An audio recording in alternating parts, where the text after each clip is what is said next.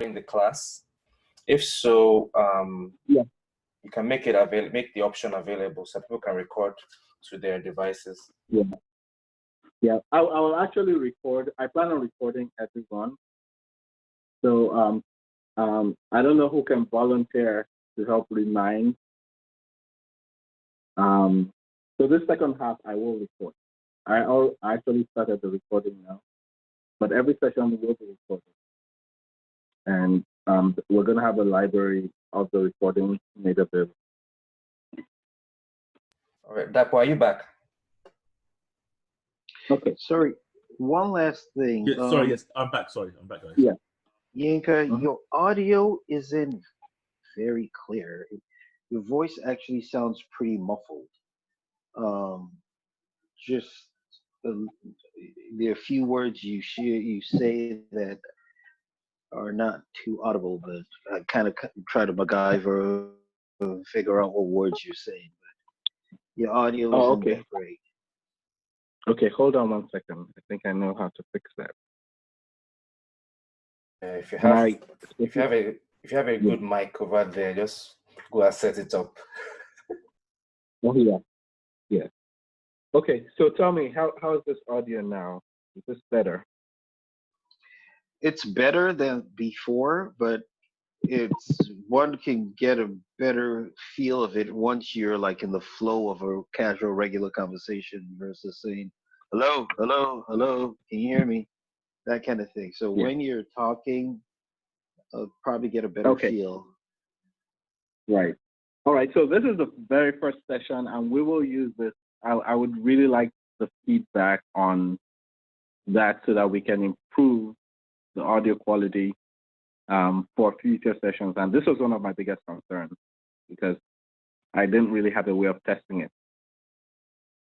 So we'll proceed and let's see if it's better. I actually am dialed in, but I was dialed in with Wi-Fi calling.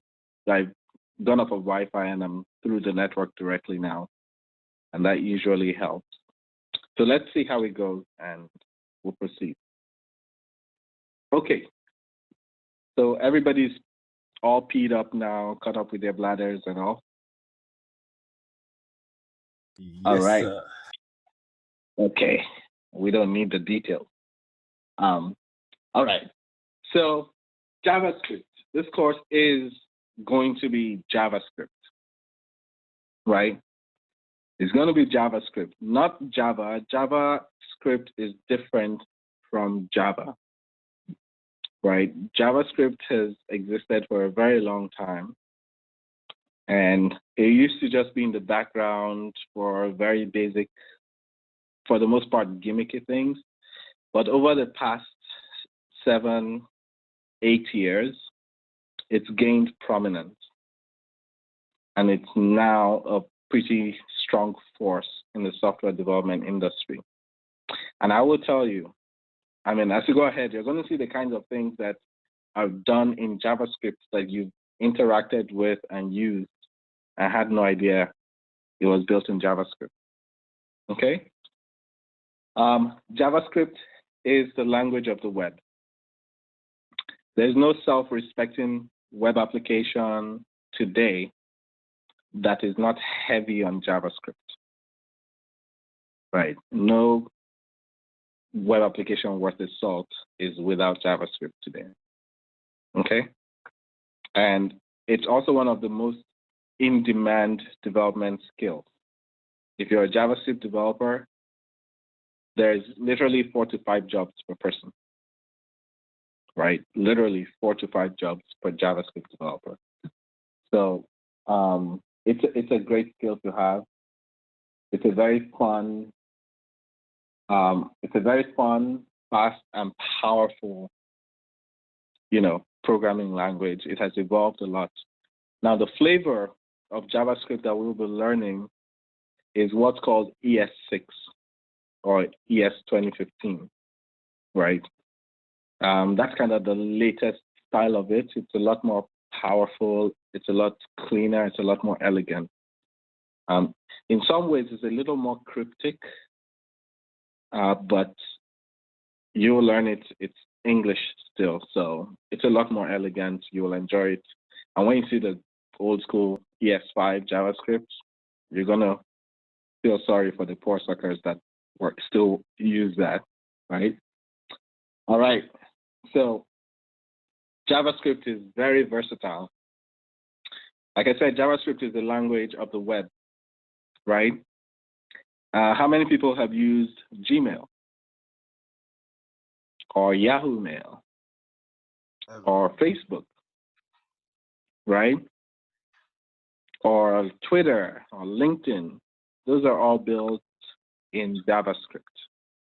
So imagine how complex Google Sheets, Google Docs, those are all built in JavaScript, right? So pretty much any website where you can interact with it, if it's a website in your browser that you can interact with it, all that interaction that you can do is because of JavaScript. You know, in the past, there used to be VB Script. Microsoft was trying to come up with their competing version. So like in the 90s and 2000s, early 2000s, VB Script was kind of competing side by side, but then JavaScript won, right? So JavaScript is a standard now. Microsoft uses JavaScript heavily. So JavaScript, you can build web applications. And when I say web applications are different from websites, right? Web applications are software that actually run in the browser, right? They're pretty much all written in JavaScript today, for the most part. VR, virtual reality.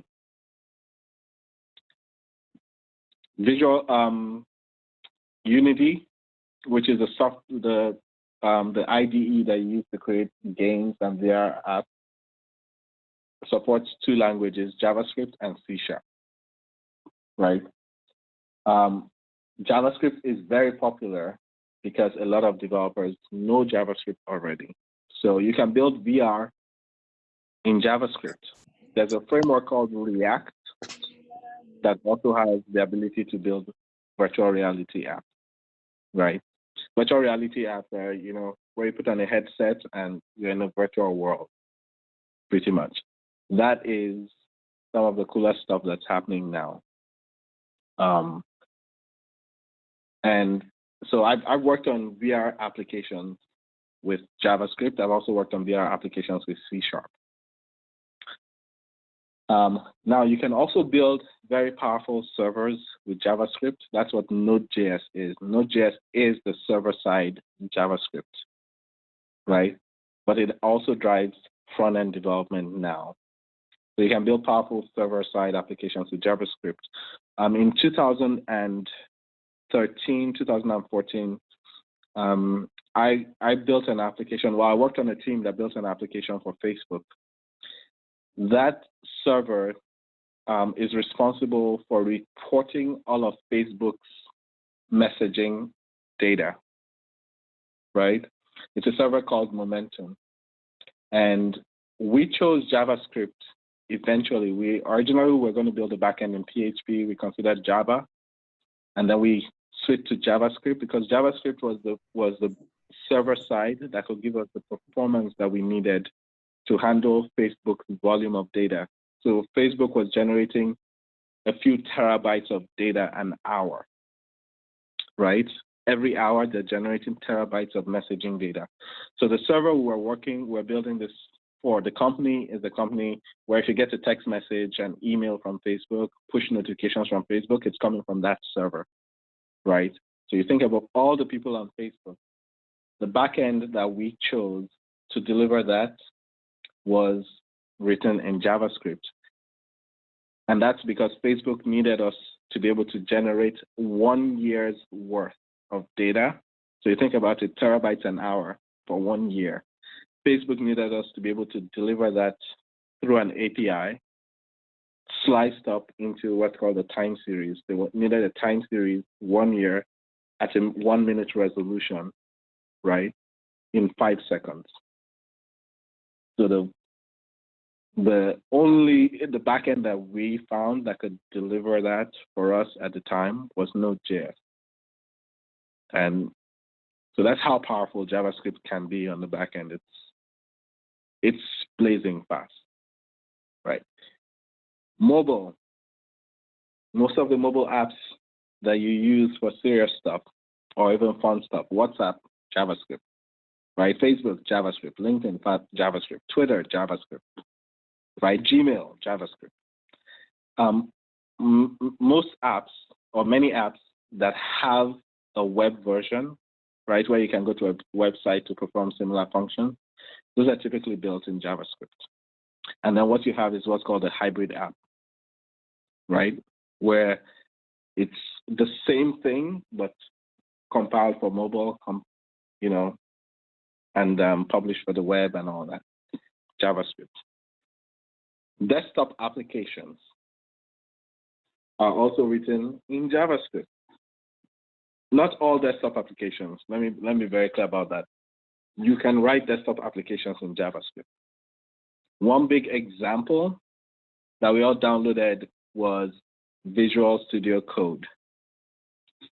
Visual Studio Code is JavaScript and is an open source project. So let me show you that just so you see, right?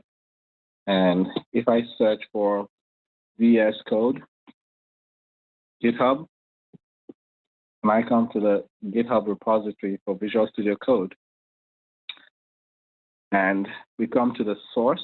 You want to see the source code for Visual Studio Code? What do you see there?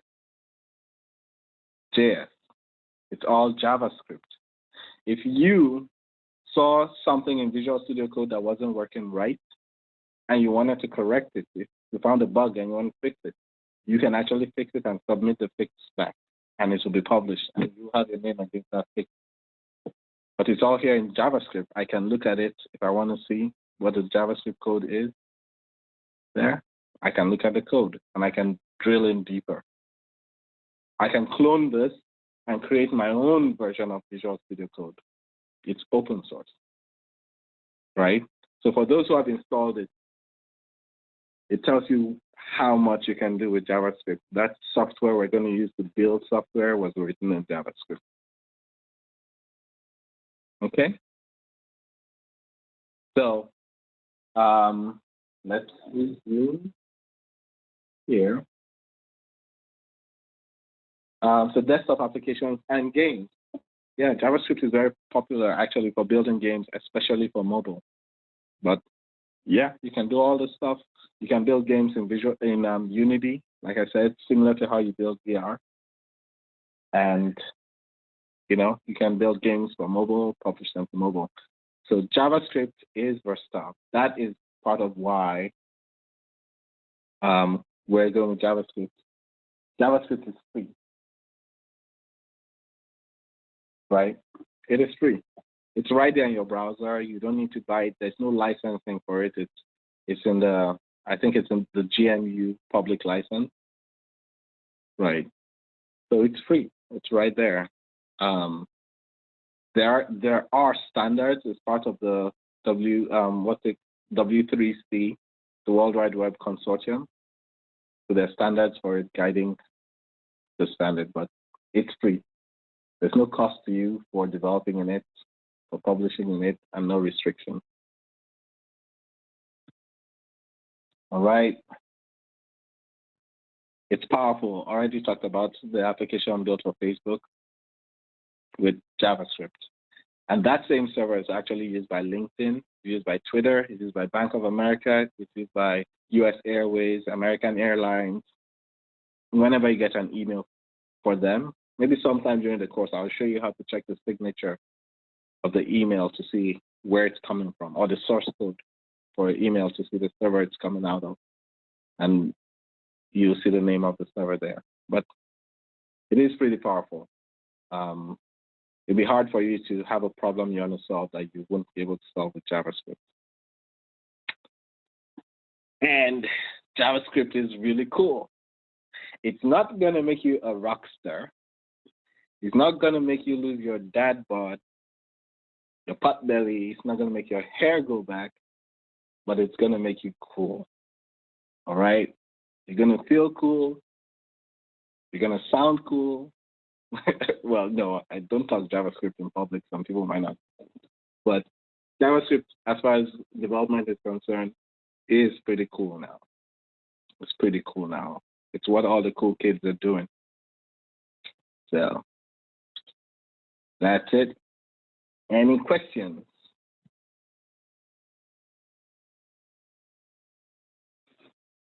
Any questions, concerns, observations? All right. So let's hop into the course schedule.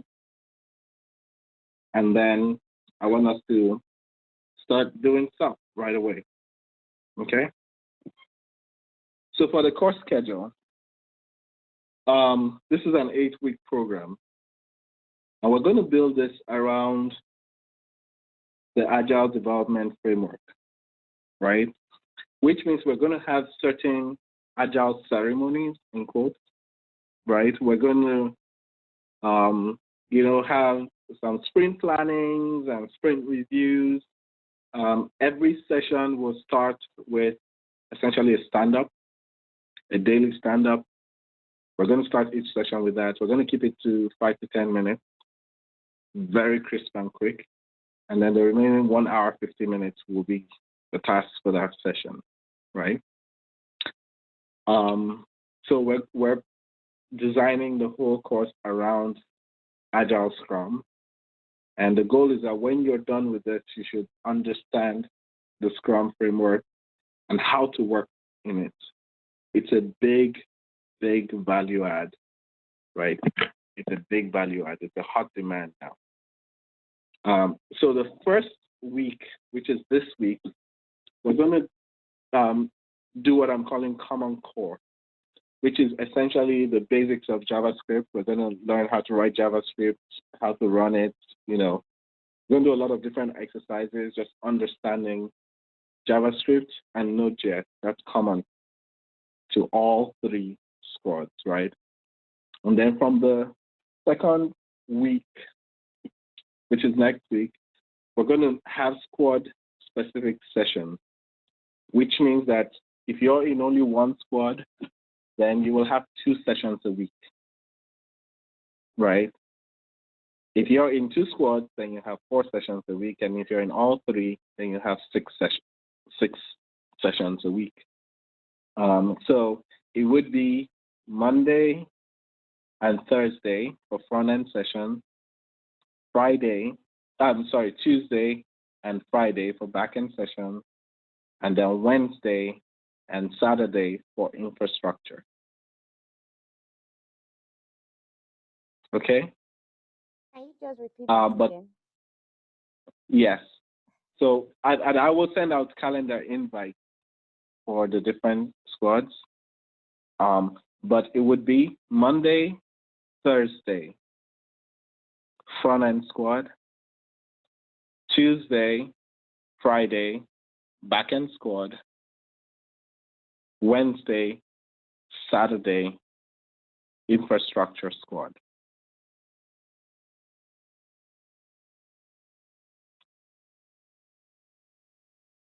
Okay, we will do our session in 2-week sprints. And so what's going to happen is that on the 31st, now 31st is a Sunday, right? Ideally, everyone, would attend that. All the squads come together. We're going to do a sprint review, which is where the different squads show off what they've done in the last 2 weeks, right? So there'll be demonstrations of the work, discussions of how the 2 weeks went and what could be improved, right? And then planning for the next 2 weeks. Now the planning, of course, I would have the tasks set up, but it would be discussing the tasks. People might want to split them up and work on tasks in groups, stuff like that. Those will happen at the sprint review, right? So they're essentially sprint reviews and sprint planning. And then we'll have more squad sessions for week, 4 and 5, and have a sprint review. And then we'll have another set of sessions for week 6 and 7. And then we have the sprint review. And then the final week, we're going to bring everything together. I haven't decided yet whether there will be individual squad sessions or whether there'll be collective sessions. There will probably be a lot more asynchronous, which means we may not need to come into a class for hours. We may coordinate on Slack, right? And then we will have the final day will be graduation day.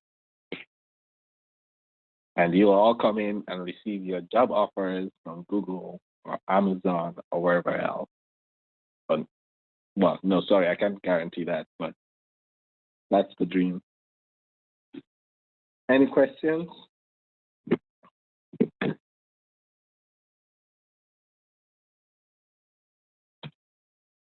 Okay.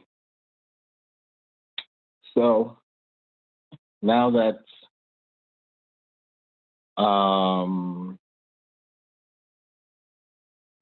we've gone through that, let's do some stuff, right? Let's actually look at some stuff. And so what I'm going to do is, we're just going to do some very quick exercises, look at how things are set up, and actually start learning some stuff today. Okay? So we have 35 minutes left to do that.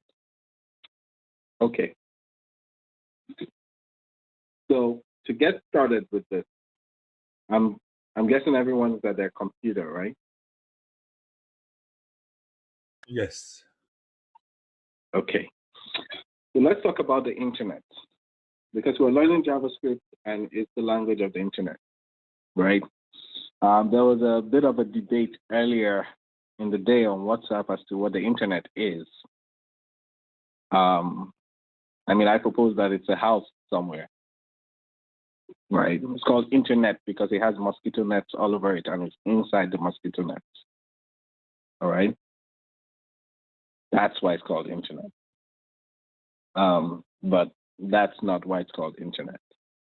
So the internet is a network of networks. It's internetwork, right? It is different from the World Wide Web, right?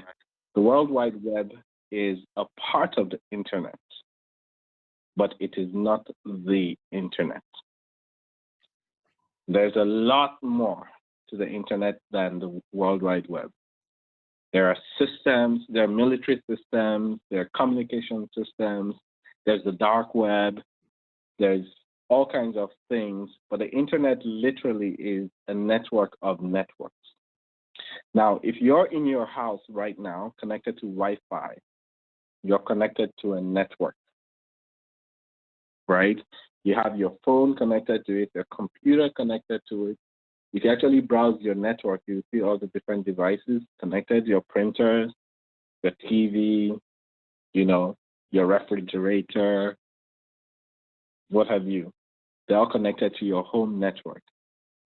And all those connections are connected through your router, right? Your Wi-Fi router. And your Wi-Fi router is what then connects you to the internet, to other networks. That makes you part of the internet. Now you have in your network, you probably have a printer. Your printer actually is a server. It's a print server. It has a print server running on it. And so when you send to print over Wi-Fi or over the network from your laptop, you're communicating with a server. What makes up the internet is actually also a bunch of servers. You have a bunch of servers and you have a bunch of clients. Your phone is a client, your laptop is a client connecting to a server. And that is the basic structure of the internet. So when you send a document to print, your phone or your computer makes a request to the server with the document, and the server says, okay, and then you say start as printing. And then the printer starts printing. The print server handles that transaction.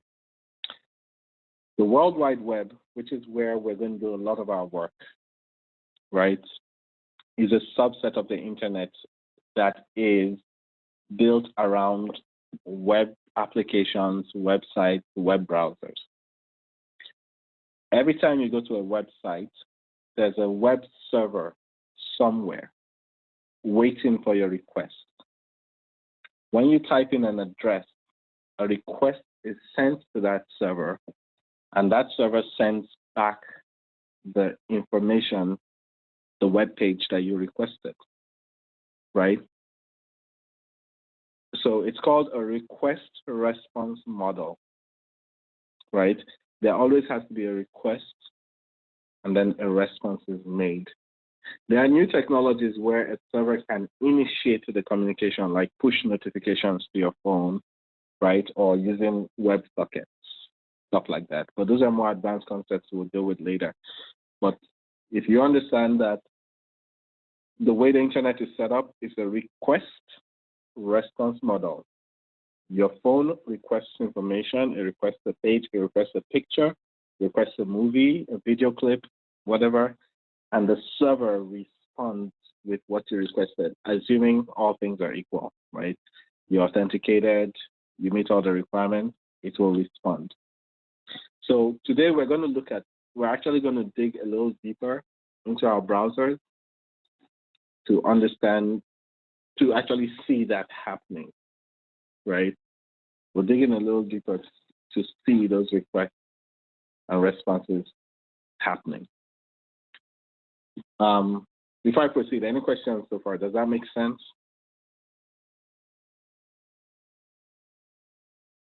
I need at least one response. I like hearing feedback. Yeah, it makes sense to It me. makes sense. Yeah, it makes All right, sense. cool. Yeah, it makes sense. Okay, cool. So the request response model is what drives the internet. Now there is what's called a protocol, right? And a protocol is just what it is in technology as it is in English. It's a set of rules guiding communication, right? The protocol, when we talk to people, if I meet you for the first time, I say, oh, hi. You say, hello. My name is Dinka. Say, my name is James. Nice to meet you. Nice to meet you too. Get lost. You get lost too. That's the protocol, right? For the internet, the protocol that browsers use to talk to servers is called HTTP, Hypertext Transfer Protocol. Like I said, you don't have to memorize definition. If you go to W3 schools, it's all there. But I'm saying it now. As we work, you won't have to remember the definition. You will know what it is. You'll be able to define it because you will understand it. So, but it's called the Hypertext Transfer Protocol. And it essentially it's part of what's called the IP, Internet Protocol Stack, right? So there are many different internet protocols. There's TCP, right? TCP/IP, right? But HTTP is specifically for the World Wide Web, is the Hypertext Transfer Protocol. REST APIs use HTTP strictly, and they use it in a very, very strict manner, right? When we learn that, you will understand that. But just remember that the protocol for the web is HTTP. You may have noticed sometimes that you see HTTPS. So if I go to Google right now, right, and you look here at the beginning part, right, you see HTTPS, right? This is the protocol that the browser is using to request www.google.com. The S part means it's secure. And so it means that this connection between my browser and the Google server is encrypted. That's what the S means. And whenever you have this HTTPS, you will notice there's a lock sign here. You see that? So if you're connecting to your bank or anywhere you have to put in a password, always make sure that it's HTTPS. And on some browsers or devices, this will be green to let you know that, yes, the certificate is verified. If you want to see the details of who Google is, you can click on that here, right? It tells you connection is secure.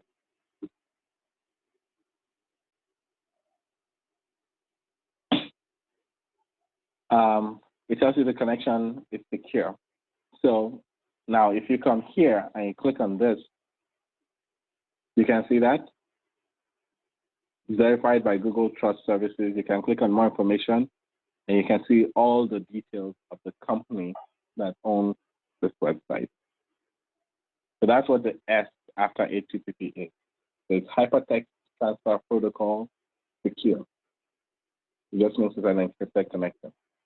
Now, I want everyone to try this. We're going to use Google as our guinea pig, right? If you right-click, and this is in any browser, Chrome, Internet Explorer, Firefox.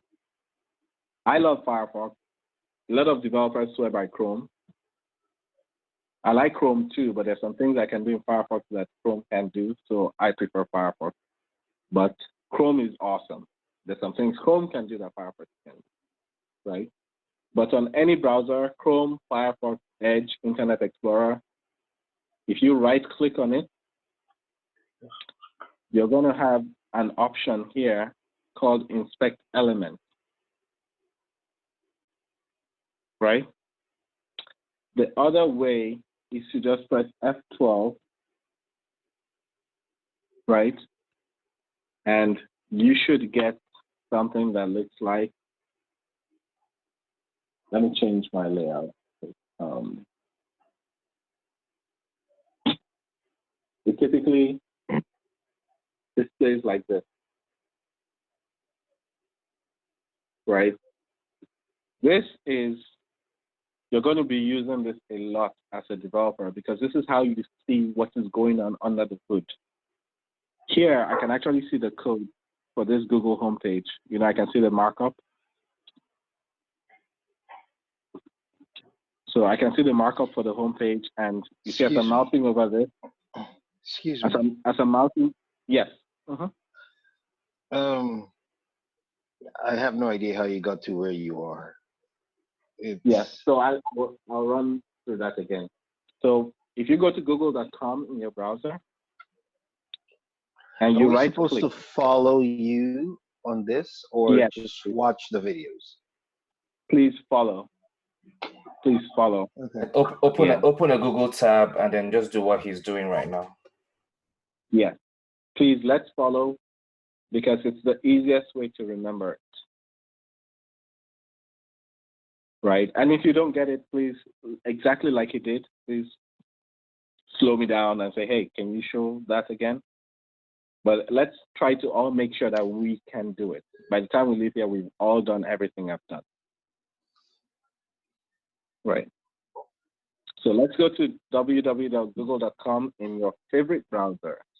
Google, Chrome, Firefox, Internet Explorer, Opera, right? And now, for a recommendation, I will recommend skip Internet Explorer or Edge and stick with Firefox or Google or Chrome, right? Those are like the two considered industry standards for developing.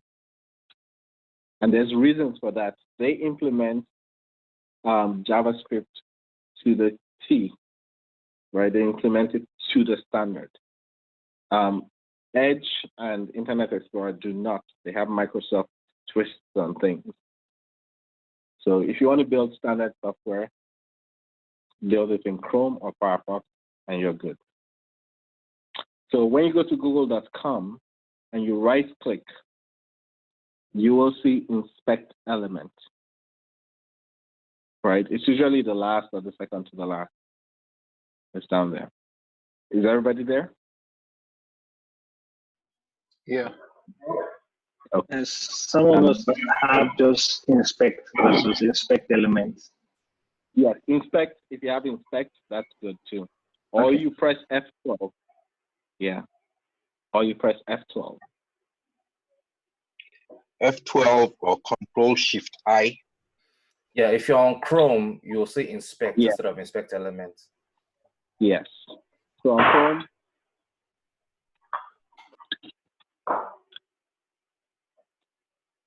I'll open up Chrome, pull that here. So now I'm on Google here. On Chrome, this is Can what you, have. excuse me to cut you, can you repeat that, please? Yeah, so on Chrome, Control, just right click anywhere on the page. Right, so when you go to google.com, you right click. Not left click, but right click to get the context menu. And the last item on Chrome is inspect. Right? And when you click on that, this is what it looks like on Chrome. On Firefox, you see that they look similar. Sorry to cut you again. Slow, Nana. I can get that. I can get it. Okay. So when you go to www.google.com, you have that? Yes. Yes. And then you click the right button on the page. Just place your cursor on the page and right click. You'll get a menu. And the last or second to last item, if you're on Chrome, is the last item. If you're on Firefox, second to the last is inspect. In Firefox, it's inspect element. In Chrome, click on that. Right? When you click on that, you're going to get something that looks like this. The screen will split up into two parts. This lower part is your inspector, and you're going to do a lot of your development work. Like as you're developing, this is where you're going to look at what's going on. Okay? It typically brings you up to this view where it's just a bunch of HTML. And you notice as you mouse over, it's highlighting different parts of the screen because it's telling you this is the code for that. If I actually want to see this Google logo here, if I right click on it and I say inspect element here, this is the Google logo here. And I can see it's an image. I can see the code that is making it the Google logo. You see that? So this means nothing to you right now. You will learn this. If you're on the front-end development side of things, you will totally learn this and understand it. But for now, what I want you, there are two parts of the inspector that I want us to look at. Okay? Look for a network. There's a network tab. Okay? Look for that and click on it.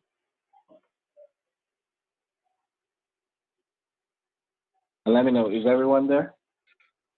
Now, is the network tab Yes. at the upper part or the lower Yes. part? In the lower part. So if you look at my screen, you see In it the right lower here. part, to the left, to the right. I'm shuttling between looking at your screen and looking at my computer. There's a Okay. network So on the left. Is your computer split up and down or left and right? So my computer is split left and right. Now okay. on the right So side, on where the all this gibberish comes up, yeah. it's split up and down, and the down guys are split left and right. Okay. So at the very top of the inspector, right? So okay, if you mute now, at the very top of Oh, the network at the very top. yeah. Okay, got it. Okay. So if you go on mute now.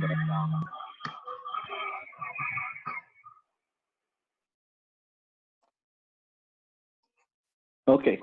So Kofi should mute. hold on. Kofi should mute. Kofi. Yeah. Okay. So at the very top. Hold on.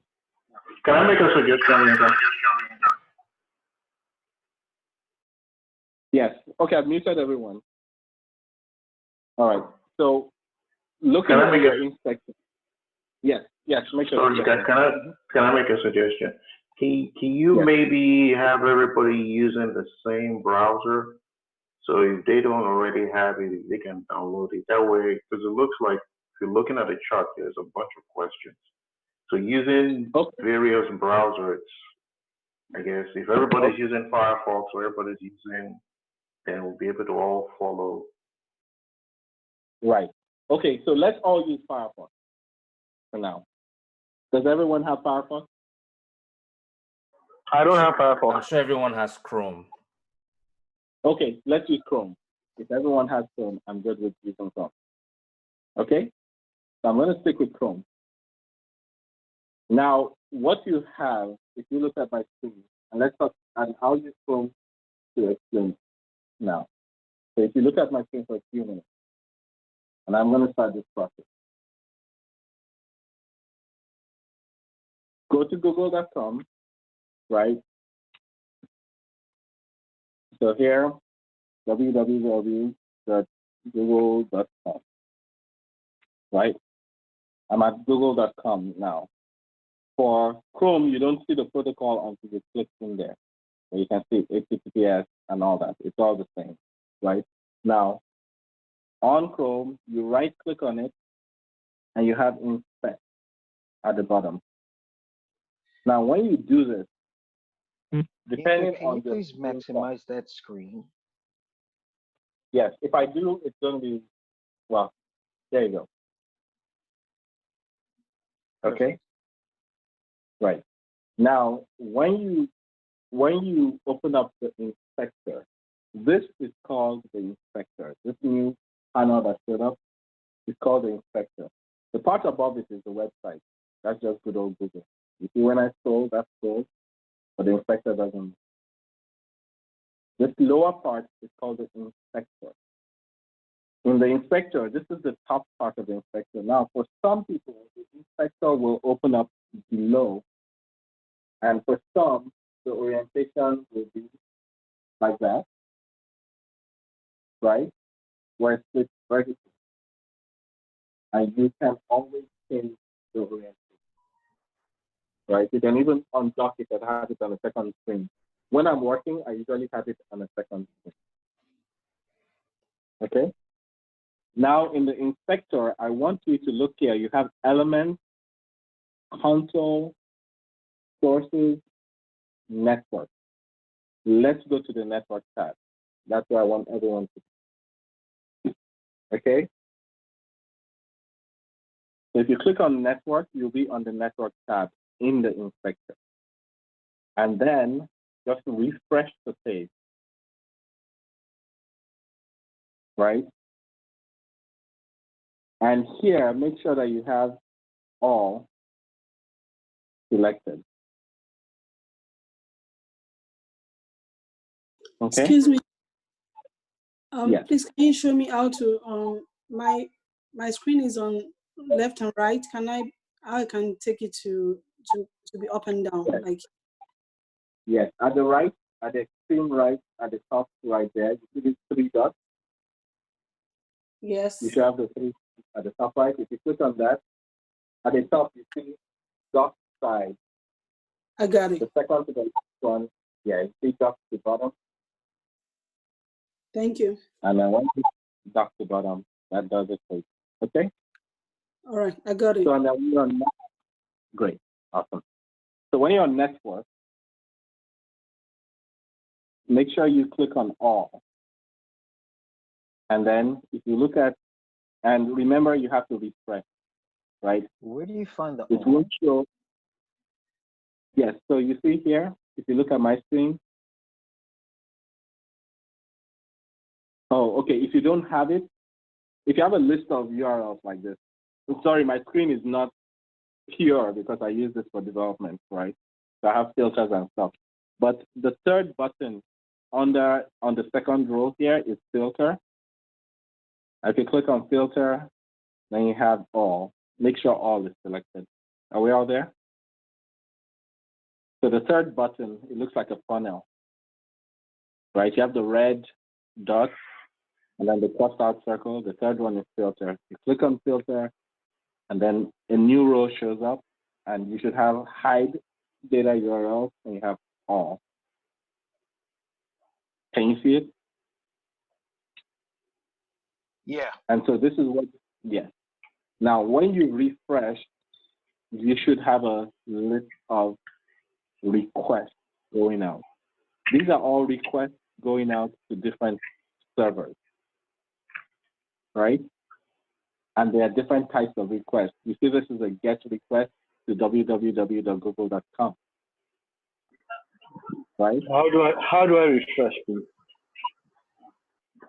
Just F5 or use the refresh button in your browser. So you have to go back to the top.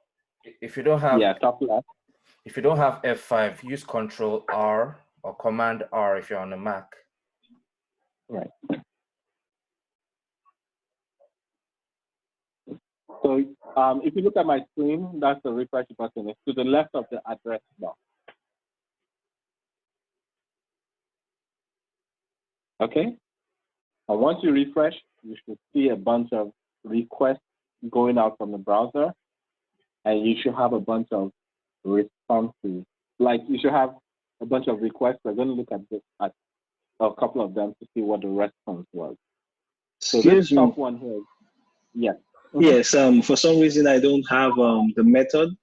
I have status, type, and the rest, but not the method. So you have to right click where it says name, right click and tick method. It's not there by default. Okay, thank you. Yeah. Sorry, like I said, my browser I used to develop, so I turned on and turned off stuff, you know. But if you find anything, please ask. And thanks for helping out. All right. Okay. So if we look at the first request here that we have, this is google.com. That's the request for the page, right? And then when the page came in, it made requests for all kinds of things like this image. We made a new request to go get the image, right? Which is probably this right here. And if you want to see, oh, what are the requests for images? You can filter by image, and you see the different images. But we'll stick with all, and we will click on google.com. When you click on google.com, here you can see a lot of things. This is all gibberish right now, but as we proceed in the course, we will understand exactly what all this means. What is important here is the next tab, the second tab, where it says preview. This tells you what the server sent back, right? And you will notice this first request has no image in it because the image is a separate request of its own. So if you stay on preview here and you click through the request, you see the second request is for the image. The only thing that came back is the image. You can actually click through. This is a request for a font. Another request for another font. This is a request for a set of icons and stuff. You see that O that's at the top right corner there?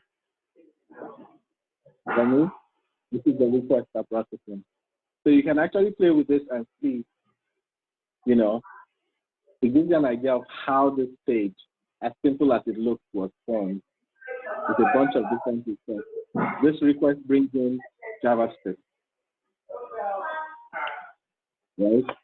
Okay. So this is how you can see what is going on. The request and the response, the request and the response. If you want to see the raw response data, the preview is how the browser translates it, right? But if you want to see what the raw response is, this is what the server sends back to the browser, right? The server sends all of this back. This is not human readable code. So don't worry about this. It will not make sense to anybody. Even the people that wrote it cannot really read it. So don't worry about this. But this is what the server sends back, the response from the server to the request by the browser. And the browser takes this code, and when the browser executes it, you get this. And then the browser says, hey, there's an image there. I need that image. Makes a new request for the image comes in. And at the end of it all, you end up with a beautiful page.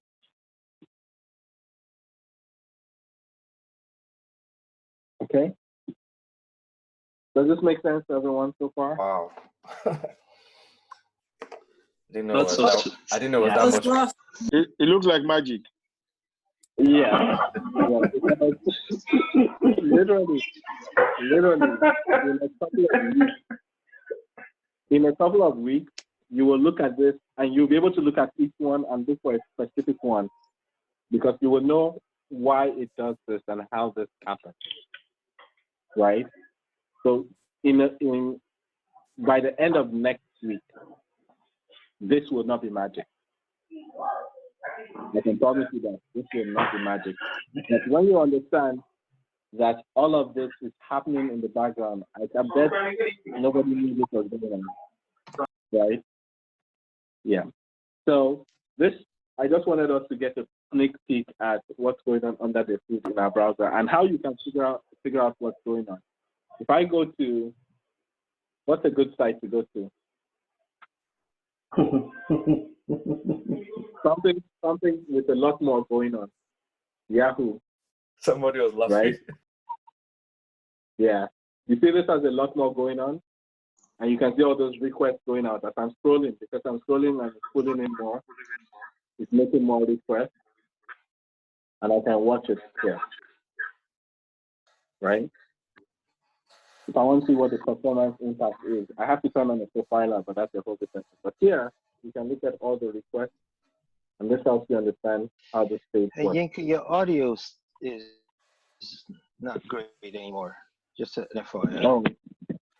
Yeah, okay, let's all mute because that affects the audio quality considerably. Okay, so please let's make sure we're all muted. I'm gonna mute all.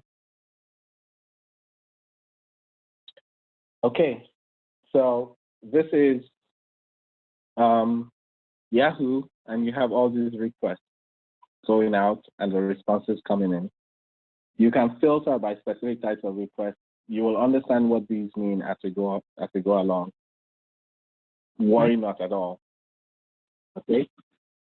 The other exercise I want us to try right here, we're going to write some more code, or we're going to write some code.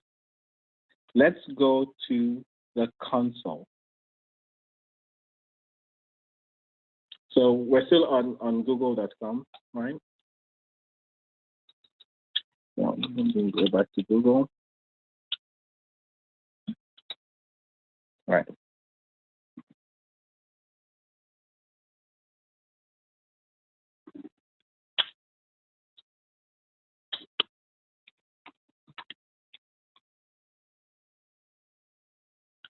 So on google.com, and you go to the console tab. This console actually allows you to write code and practice code, JavaScript. So here, I did a simple expression, 1 plus 1, tells me the answer is 2, right? 123 times 2, 246. If you want to calculate your paycheck, you can use your console to do the math. If you're lacking a calculator, right? You don't have to look for a calculator app. Open up your console.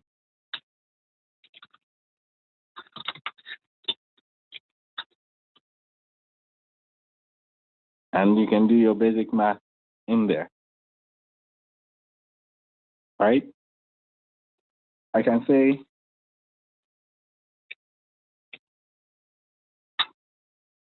X equals to 12, right?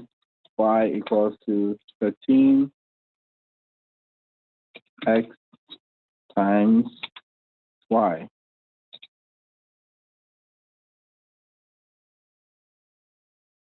So the console allows you to actually test code.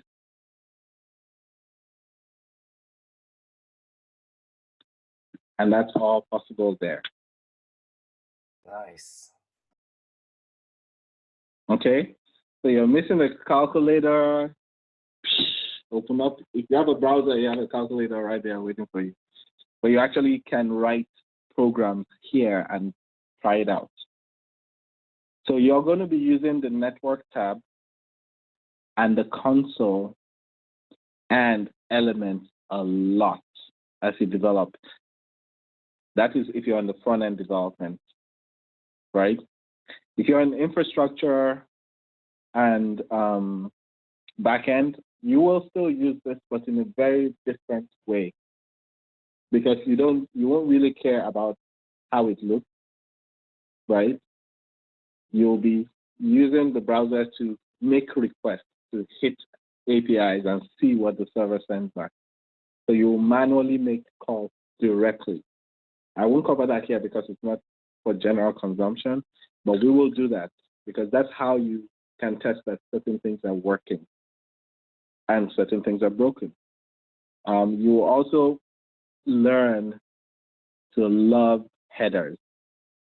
So when you come here, headers, this very cryptic thing, they're going to be like art in your eyes. Like you will look at this and you want to print it out and frame it and put it on your wall because the headers are just so beautiful. Well, hopefully not that bad, but the inspector is going to be your best friend. And it's available already by default in literally every browser that you use today. Okay, so we'll stick with Chrome. And going forward, I'm only going to use Chrome for this class. Any questions? Negative. Where's the entry level class? This is the entry level class. This is the entry level class. Hi everyone. I have a question. Yes. Why? Could you introduce yourself and then? Hello. Yeah, hello. Could you introduce yourself and then? Oh, my name is Bumi. Good evening, everyone. While you were explaining the browser used to us earlier, you made mention of you being comfortable with Firefox rather than Google Chrome. So why don't you just ask us all to make do with Firefox? If for everyone who don't have it, why don't they download it and then from tomorrow we work with that? I'm sure you have a reason for that. Well, so today, Chrome is as good. Firefox kind of dates me, like it shows developers how old I am because Chrome is newer and it's now what all the cool kids use, right? So I stick with Firefox kind of out of a little bit of stubbornness, but so I can tell them they're kids. I'm a cool kid, though. I don't know about you, or you old people. Yeah. Well, no, but I mean, like when you're going in to work, like you want to be the cool kid, not kid in terms of kid, but like you want to be up to date with the technology. I can use Chrome just as well. I can do everything I need to do in Chrome, right? I've just been using Firefox for a lot longer. So it's okay. I will use Chrome. It's not going to slow me down, and it's a lower barrier of entry for most people. Does that answer that? Oh, yes, it does. Thank you. Okay, you're welcome. All right. Yeah. So, I have a question though. Yes. My name is Ralph. So I think it's a lot easier. The class we're just starting right now, but like it's a lot easier when you have maybe two screens. So you're following on one screen and you're working on the other screen. So I'm not sure if there's a preferred setup for everybody that's doing the class. So maybe that might help with getting everybody up to speed and following up with all the information that you're trying to pass across. Basically, if you're as a coder, right, the more screens you have, the better. Yeah. One day you will feel like you will need 20 screens. But if you don't have multiple screens, figure out a way to divide your screen. Like just use smaller windows and put the windows side by side. Let me ask them, can you join with your phone and then be following his orders? Yes, you can. You can also connect to Zoom. Yeah. So you can connect to Zoom on your phone and then use your computer. The only challenge with that is when we ask you to share your screen and present, but that's not going to happen immediately. But with time, yeah, so with time, and this is part of the practice as a developer, what I would have loved to do when someone was asking where network was is I'll stop sharing and they share so we can see what they're seeing, right? It's easier than describing. It's a lot more efficient.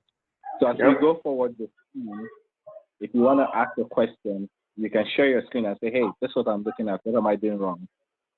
And it's much quicker. Like I said, no stupid questions. Nobody's going to say, what's wrong with you? You know, this ain't the place for that, right? We're here to learn together and help each other learn. So if you can join Zoom on your phone and use your laptop, ideally, second screen, split screen, and you should be fine. With Windows and a lot of, with Windows, actually, if you pull a window to the right like that, it splits in two, right? So I have two screens, so I can, if I pull this off to the left, it goes to the other, but actually on my computer, I run Linux, so I can do that. So I actually have both, and they'll snap. So if you have only one screen, you can do that. Just pull it to the left edge, and it will go half, pull the zoom to the right, and you get half, and you have the two screens side by side. Okay. Any other questions? And we're at the end of this session. So we'll just spend a couple more minutes for questions if there are. So preparing for tomorrow. Someone asked what the beginner class is. Now, this isn't going to be computer 101, right? Sorry, I have a question. We're not, yeah.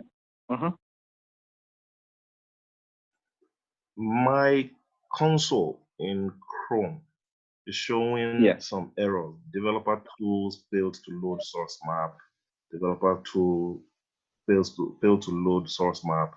There are like 1, 2, 3, 4, 5, 6 flags before the free space where I did my 1+1, 2.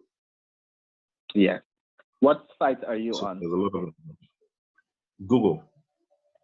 Okay. Yeah. So that is actually showing you errors in the Google application, right? Okay. So I might need to reinstall. No, it's not an error that you can fix.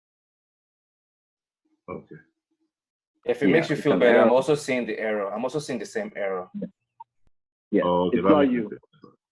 It's not you. Some Google developers screwed up. Some Google developers screwed up. So you can see, like, even Google is not perfect. But those errors there mean that, yes, there's a bug in Google. Now, it's not a terminal bug, which is probably why they let it slide, because it doesn't stop it from working, right? And we will have those scenarios. You will see when you start writing your own code, you'll have your own errors like that.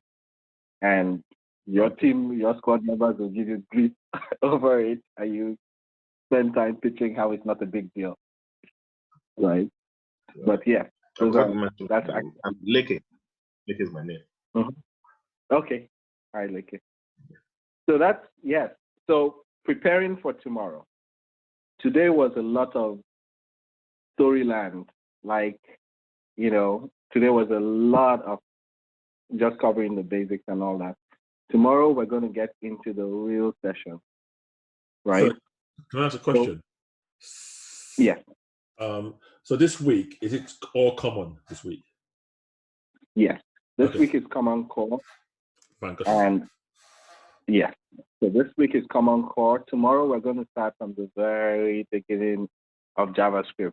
I mean, not as far back as like when they were writing it on tablets in caves, but a little more recent, to basic variables, operators, the very, very, very, very basic.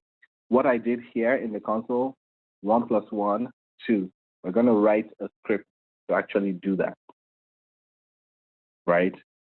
We're going to write a script. We're going to save the file. You execute it, look at it in the browser or in Node, and you will see your code actually come to life.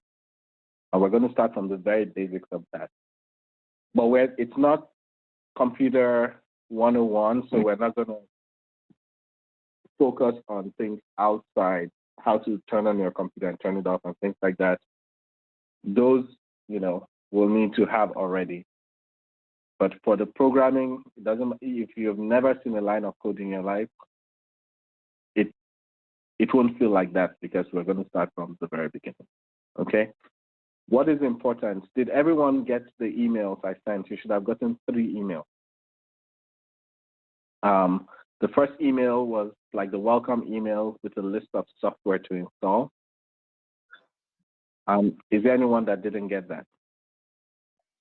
I didn't get it, sir. Okay, sorry. Could you send me a message? Are you on Slack? Say that again? Are you on Slack? No, sir. Everyone here should be on Slack and ideally on the web, the WhatsApp group.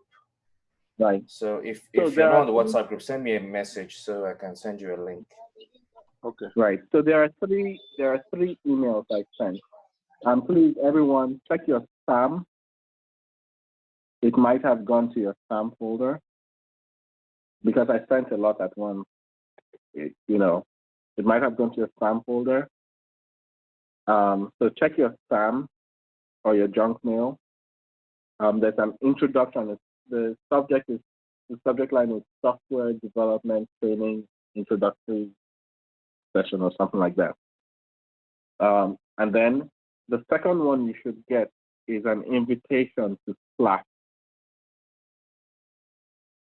Follow the instructions in that and join Slack. Slack is our messaging system. That's where we will do our collaboration. You can talk to anyone or talk to the group in Slack. So if you have questions, if 2 people want to get together to work on a piece, you can do that through Slack. And then the third one was the calendar invite for this, right? I will be sending out calendar invites for the squad sessions, and they will be repeated, right? There will be repeated events. So Monday, Thursday, Tuesday, Friday, Wednesday, Saturday. I'll send out the calendar invites for those as well. For this week, I'll send out the calendar invite for every day this week to everyone, and then from next week.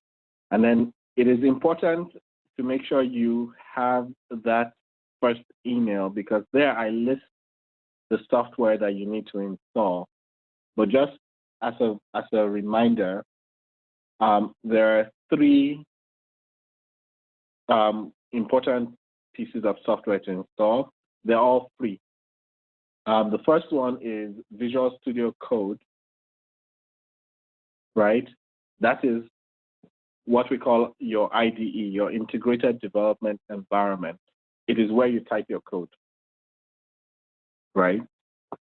The second software is Node.js. You need that for all 3.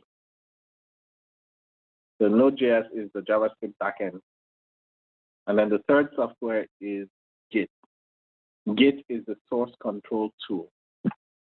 You also need that. Okay? So please, if you can, before tomorrow, install those and we will have a fantastic time tomorrow. Installing them, I also provided links to the website where you can get them. So and the installation instructions are there. So just follow the instructions carefully and you'll be fine. Okay? And then the next step over the course of this week is Common Core. So as we go along, if you're not decided yet on which, track you want to take, you have this week to decide. We'll set up a form for you to sign up for one track or the other or all three. And then next week, we're going to start the specialized trainings for each of the tracks. Any questions?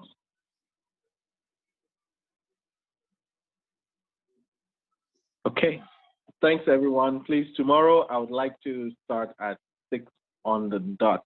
So I'm going to open the room, the meeting at 5 minutes to 6.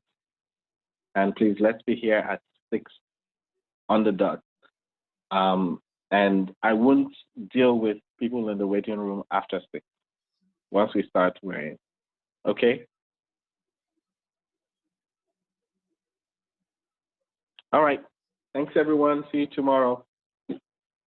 Night. Thank you. Right. Thank you. Good night. Good night. Thank you very much. You're welcome.